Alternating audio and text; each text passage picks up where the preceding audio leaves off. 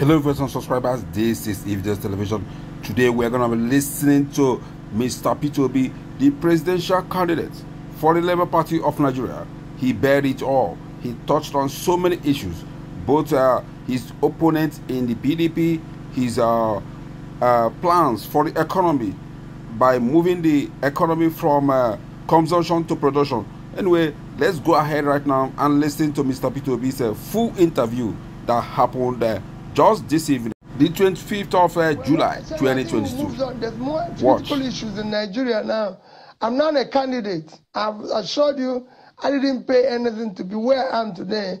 And I'm not a candidate, and I'm happy where I am.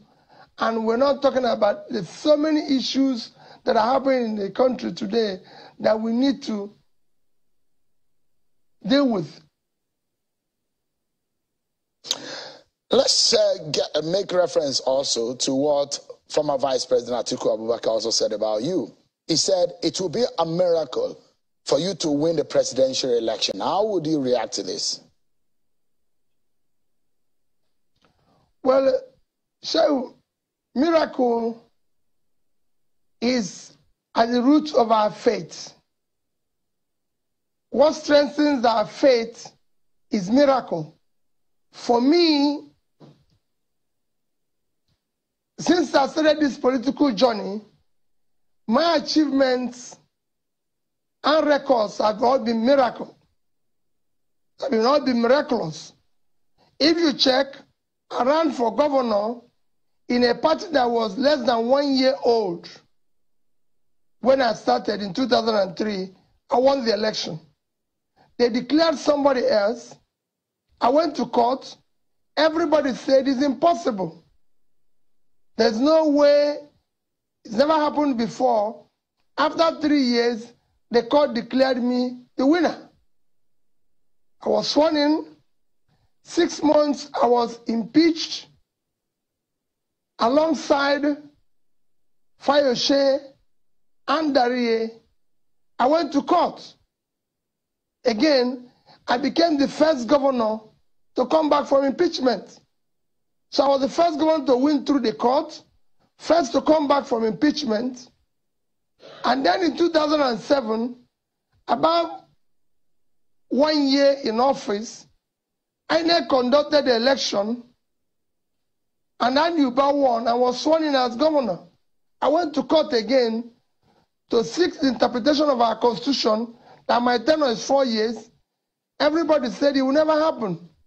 Again, the Supreme Court declared me the winner, which is why you have staggered the election in various states today. So I became the first governor to seek interpretation of the Constitution. On tenure of the governor, I became the first governor. In Anambra State, over a period of 40 years, from Jinwo days in old Anambra State, I was the first governor to serve 2 tenures. I can go on and on and on and tell you so many things that have happened in this my journey that one can say is a miracle. And I'm looking forward to the next miracle next year to complete the miraculous journey of my political life. So again, Mr. Atiku Abubakar also said that your popularity is only on social media, that 90% of the northern voters are not on social media. Do you think that his position is a true picture of the state of Nigeria's politics, and how would this affect your chances? Well, I agree with him with what he said. It's one of the problems we are going to solve after I have my miraculous emergence, to deal with the issue of educating those, if it's true that 90% that are not on social media, what you need is to, I was saying that I was going to invest in education. We need to educate them. We need to ensure that they equip them, because the population is mentioned is actually the teeming population we need. When I say the North, the vast land of the North is our next oil, this is the population that I need to be able to turn that asset into production. They are the assets I need for the factories. Processing factories are going to be located in Kaduna and Kanu to be able to produce those agricultural products, to process them for export. So, yes, we will deal with it, but I assure you that we're not just on social media. People are also listening to us, and they know we have something to offer. And I'm sure that's what he wants to do as well. These are people we all need to educate and help. So one big question here is there was a huge wind of support beyond your cell, especially that of your party, towards the Osun governorship election. And Obedience were very vocal. I call Obedience, these are your supporters. That is what they are being tapped. In and out of social media, you could hear that huge support for Peter Obi and the Labour Party. Only if that could materialize to the kind of vote your party could have garnered at that election. How come your party did not perform well in that election? That support did not materialize. Why? So there was no huge support in Osun as we were going into that election. Let us be realistic. What you saying that people are obedient, you know, Osun election and Ekiti election is the election that have been planned months. I've been in the Labour Party less than 6 weeks. The candidates that emerged months before I even got involved. The elections were on then and everything, so there was no way that would have translated overnight. 2023 election is totally different. I remember election these days, people are now voting for candidates, for the persons involved. I had been to Ekiti, for example, before the election and campaigned for the PDP candidate. I had been to Osun before when I was the aspirant in PDP and campaigned for the PDP candidate. So those elections cannot be used to compare for anything. And there was, yes, I went there because we are participating in that election, and in fulfillment of our obligation, we were there. But to say that it would have my popularity would have translated overnight would have been not fair to us.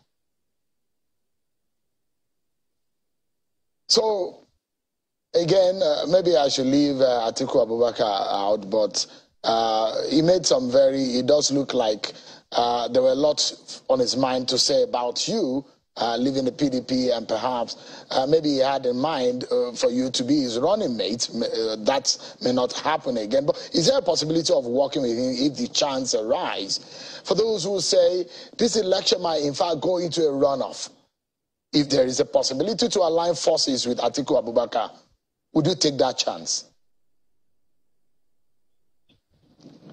So nobody goes into a match thinking of what will happen at the end of. Everybody's going there to win. I'm going into this contest to win. I'm going into the contest to be the next president of Nigeria. So thinking about what will happen is, I don't know how, nobody considers that into a match when you're saying it might be a draw. You're going into it to win. I'm going into this election to win, and then I think I have all it takes to win. Now, for someone who has worked with Atiku Abubakar, and you perhaps you have an idea of Bola Tinubu, you have an idea of Kwankwan, so you've been in the same party before, and a few other and a few others like that. You are in the race this time around in your name as a principal. You are not. You do not have a principal. You are your own principal now. What is your instinct telling you that Peter Obi might be the next president of Nigeria. If that is what your mind is telling you, you think that you have what it takes to beat an Atiku Abubakar or Bola Tinubu at the general elections? Well, for me, I wish I will not even dwell or comment about what they are thinking. My concentration is how to solve the problem of Nigeria, how to start pulling Nigeria out of the problems, pulling Nigerians out of poverty, creating jobs for our teeming youths who are desirous of being part of changing the world, not thinking about what other people are thinking. They have what they want to do for Nigeria. But my commitment is how do we start turning around this country. There's so many issues now that we're into. As you can see, we're collapsing by the day. Do you know what it means to shut down government-owned school in the capital? That means we're not safe anywhere any longer. This should be a preoccupation of those of us who are contesting, not about other issues. Thank you very much. It is a very critical and problem that needs, again, hands-on, uniting every part of Nigeria. The first thing, when you want to talk about unity, you talk about justice, fairness, inclusiveness. I will ensure that every part of Nigeria is included.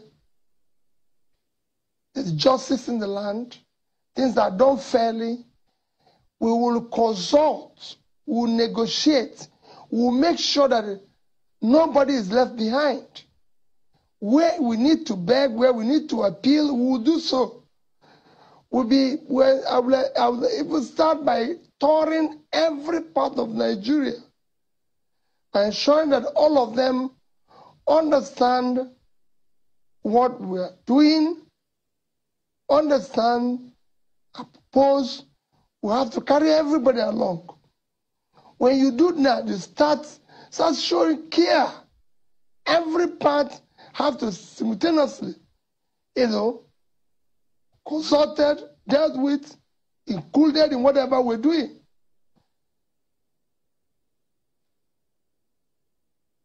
Oh, great. So that takes me to the fact that there are factors that divide this country. When the issue of religion is brought up, the issue of ethnicity is brought up. Some of this diversity, we're supposed to use it to unite the country, but it keeps causing division.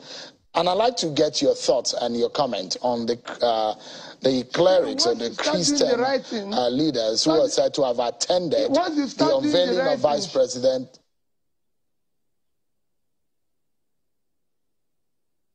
Well, so once you start doing the right thing, the issue of ethnicity and the issue of religion takes a backseat. Those things surface when you're not doing the right thing.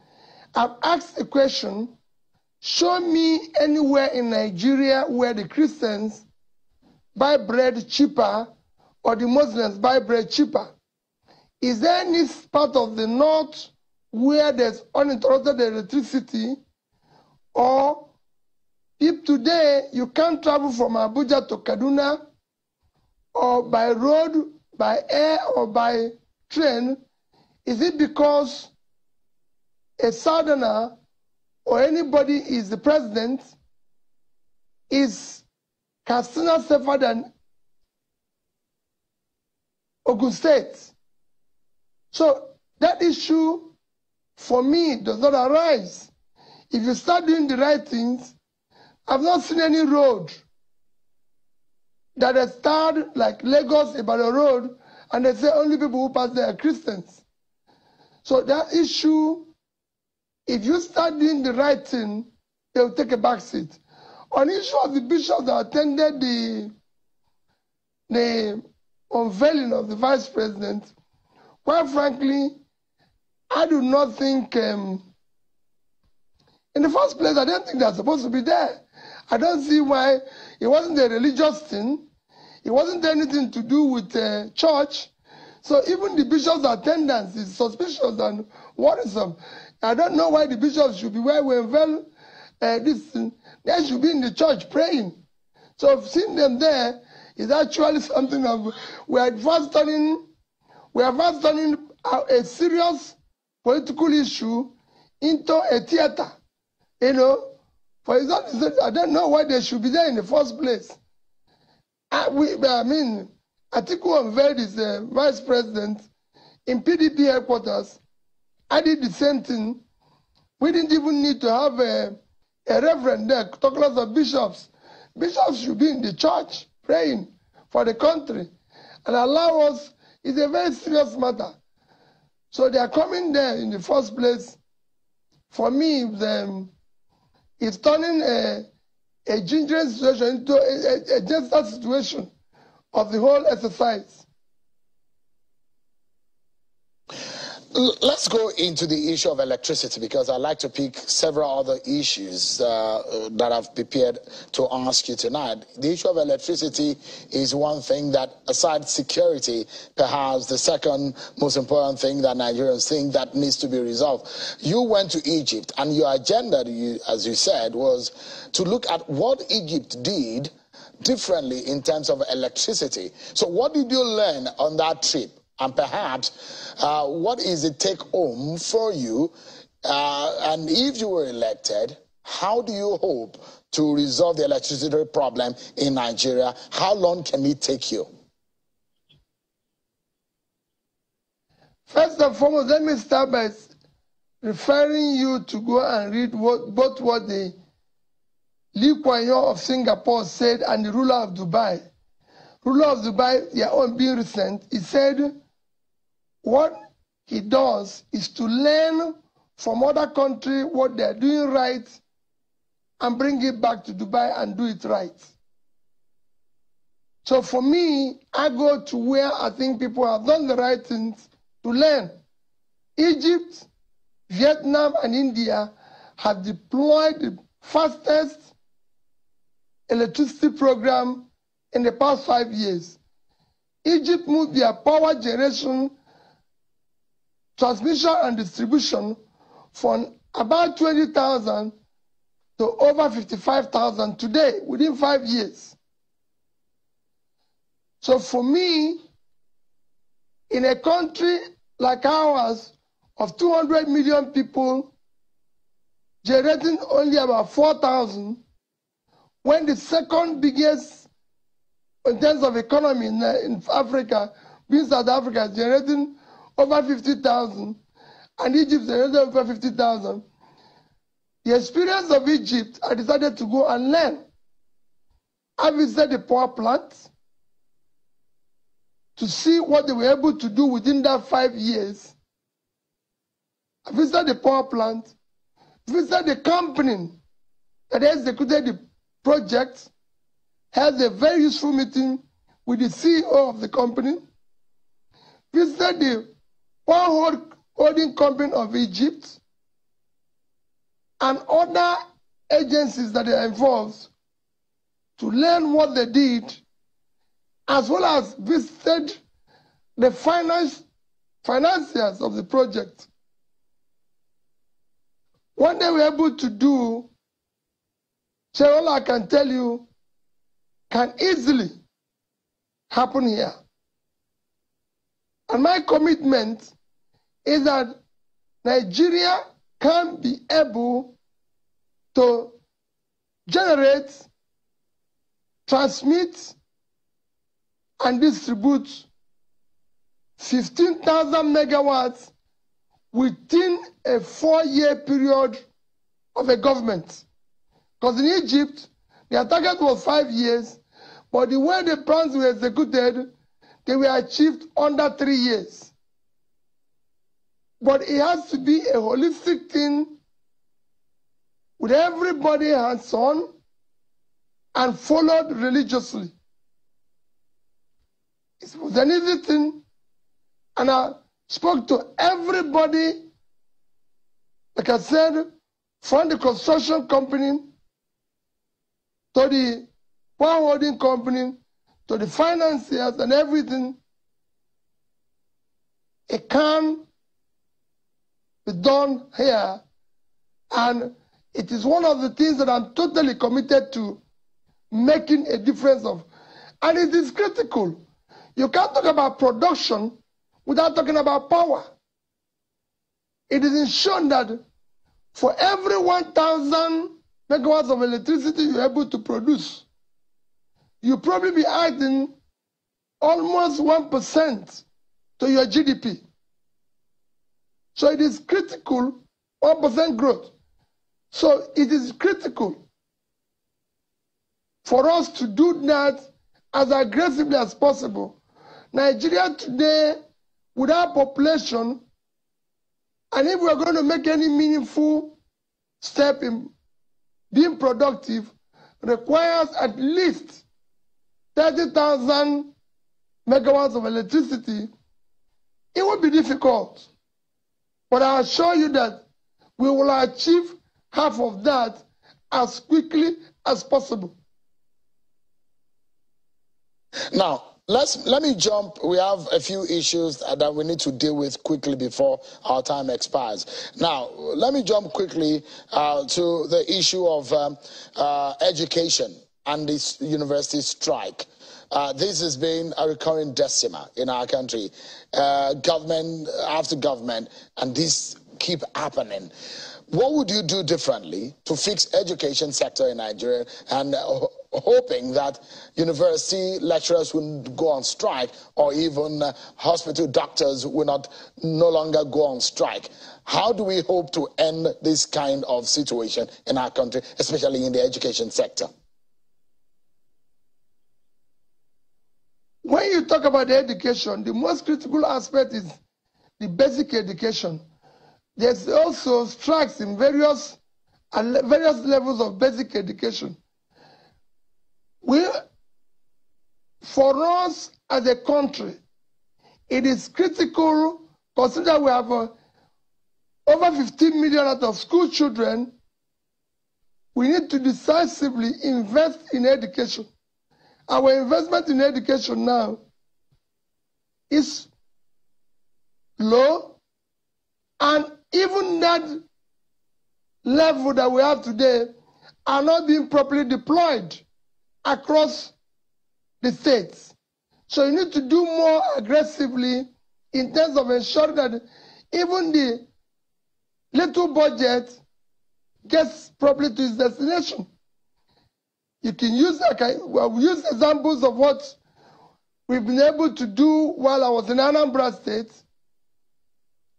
mix with other ideas and do so at national level. And we're able to turn around education, the basic education. On the tertiary institution is to sit down with the bodies that are involved with it, find a solution that is a win-win for government and everybody. And when you have an agreement, try to do everything possible to fulfill it. The present ringing situation we have is where we have a situation where we had an agreement since 2009 that the government did not bother to do anything about. There was a strike within the universities while I was the governor. There was a strike. What I did was to sit down with the management of our state university, agree a win-win situation, which we signed an agreement on, and are implementing it religiously. That is why today, one of the universities that call it government-owned universities that are open and functional is Anambra State University. It was because of my agreement with them while I was governor when there was strike. I also pleaded with them. One of the worst things you can do is not to allow schools especially higher institutions, to go on seamlessly as expected. Today, Nigerian human capital is 152 over 158. Our tertiary school intake is 9%, when the global average is 38%. In the Western world, it's over 50%. But global average is 38%, and we are 9%. So we're not even up to 1/4 of the global average, and even that 9% is suffering. There's issues that needs to be looked into. It is unacceptable that a university professor should earn less than a counselor. It doesn't make sense. They've been seen. Mr. Obi, yeah, I have just a few minutes left on the program. So let me take about two short issues with you. The first being on the issue of security, because this issue of banditry and in the Northwest is affecting even the schools. Now, if you can appeal to the bandits and insurgents who are terrorizing our country, what would you be telling them?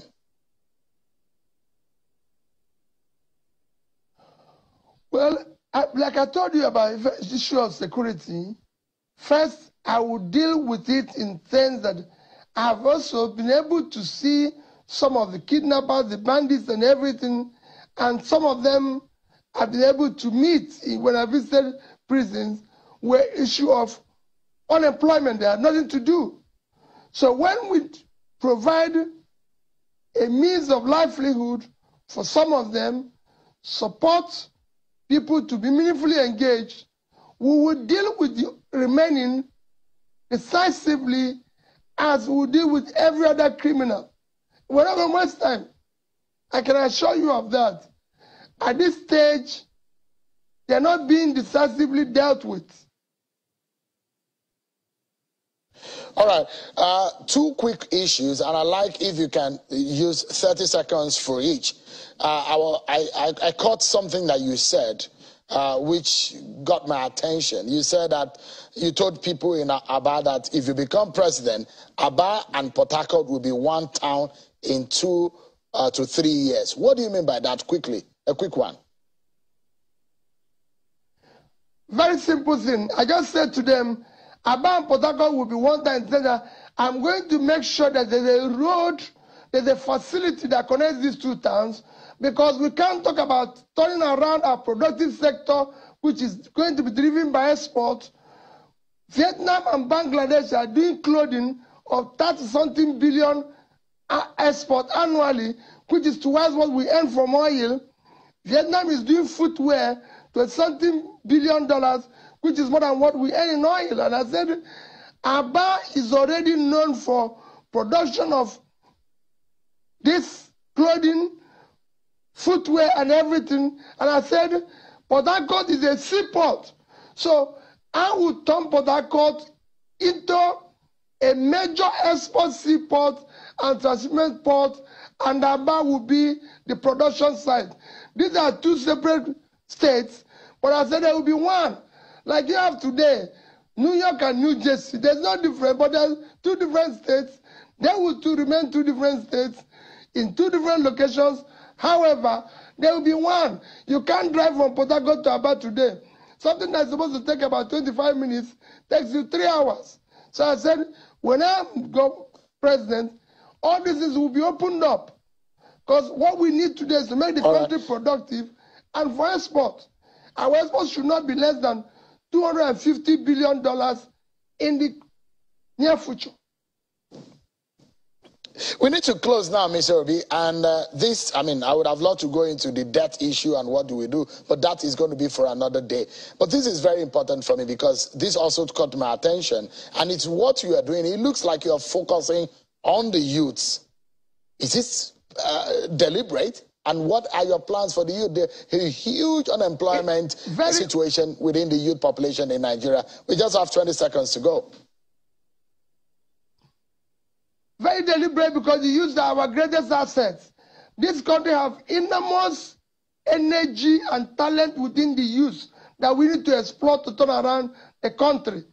Look at what has just happened in this sporting issue where Toby, Amusan, and Essay Brume. Look at what they've just, look at how they're making the country proud, celebrating their talent. And this is what we have everywhere. If you go into American NBA, out of 150 players, almost 100 are Nigerians.